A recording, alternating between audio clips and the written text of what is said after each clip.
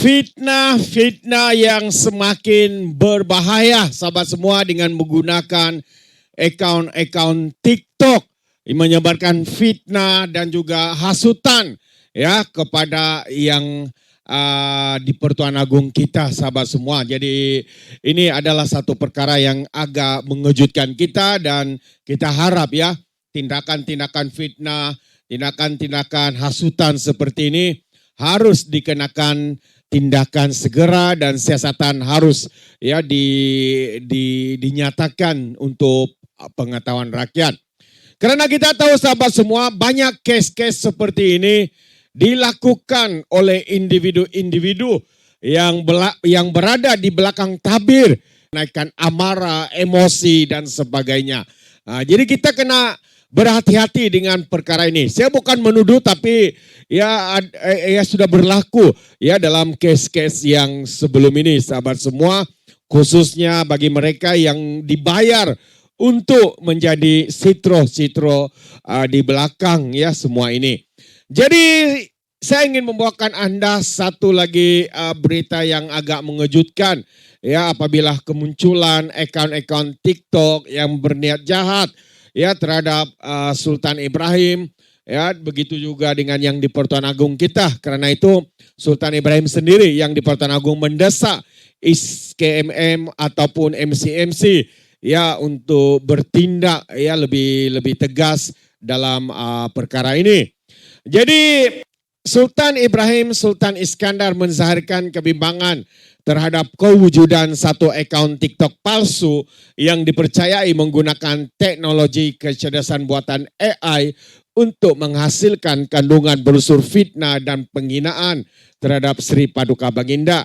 Menerusi kenyataan yang dimuat naik di Facebook rasmi Baginda, pejabat media dan komunikasi keluarga Diraja Johor memaklumkan akaun TikTok menggunakan nama Sultan Ibrahim Ismail itu telah memuat naik satu video yang mendakwa kononnya yang di Pertuan Agung gemar memakan daging khinzir. Menurut kenyataan itu, tuduhan berkenaan merupakan satu penghinaan serius, berniat jahat, dan amat sensitif memandangkan Sri Paduka Baginda ialah Raja Melayu, Ketua Negara, dan beragama Islam. Royal Press Office turut melahirkan rasa kesal terhadap satu imej dalam akaun berkenaan yang memaparkan Sri Paduka Baginda dipadankan dengan tubuh seekor haiwan yang jelas bersifat menghina dan tidak bertanggung jawab menurut kenyataan itu yang dikeluarkan semalam. Sehubungan itu pihak istana berharap Suruhanjaya Komunikasi dan Multimedia Malaysia ISKMM mengambil tindakan tegas terhadap pihak yang terlibat dalam menghasilkan serta menyebarkan kandungan yang berniat jahat itu. Jadi ini antara kenyataan ya daripada istana yang menggesa ya supaya satu siasatan dan tindakan keras dibuat terhadap individu di belakang akaun TT ini sahabat-sahabat semua. Jadi kita harap ya perkara seperti isu 3R ini tidak lagi ditunggang, dipermainkan karena ianya boleh ya mewujudkan ketidakharmonian kaum di dalam negara kita. Kita negara yang aman, damai, harmoni. Kita tidak maukan perkara-perkara seperti ini boleh mengganggu gugat keharmonian dalam negara kita. Itu pandangan saya. Jadi kita harap pihak berkuasa mengambil tindakan tegas ya kepada individu dalang di sebalik fitnah dan penghinaan ini. Itu pandangan saya sahabat semua. Dan sekali lagi sebelum saya akhiri, satu kenyataan daripada juru cakap Kerajaan Perpaduan yaitu YB Fahmi. Ya, YB Fahmi mengatakan dalam perbincangan antara komponen dalam Kerajaan Perpaduan ya yang mana BN, GPS, GRS termasuklah Pakatan Harapan memberikan jaminan ya untuk Anwar terus kekal sehingga tamat penggal ini. Walaupun ada desakan ya daripada pemimpin-pemimpin UMNO seperti Ketua Pemudanya Akmal Saleh supaya UMNO keluar daripada Kerajaan Perpaduan, Jadi jelas itu adalah satu hasutan, itu adalah satu kenyataan yang tidak matang, yang boleh dikatakan menghasut ya supaya UMNO Barisan Nasional keluar daripada kerajaan ya untuk menimbulkan kehuru-haraan, ketidakstabilan ekonomi.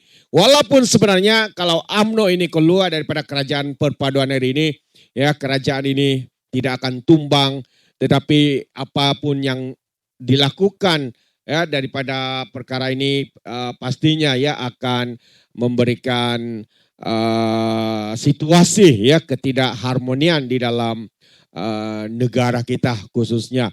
Jadi kita harap pemimpin-pemimpin UMNO bolehlah mencuci berus kepala Akmal Saleh ini yang tidak habis-habis menghasut ya untuk UMNO keluar daripada kerajaan perpaduan di peringkat persekutuan. Itu pandangan saya sahabat semua. Dan kalau kita lihat kenyataan daripada YB Fahmi ini menyatakan semua parti komponen dalam kerajaan perpaduan menegaskan komitmen tidak berbelah bahagi untuk terus berdiri teguh di belakang Perdana Menteri Datuk Seri Anwar Ibrahim. Dan mereka juga menyatakan komitmen untuk memastikan kerajaan sedia ada stabil sehingga tamat sepenuhnya penggal pentadbiran.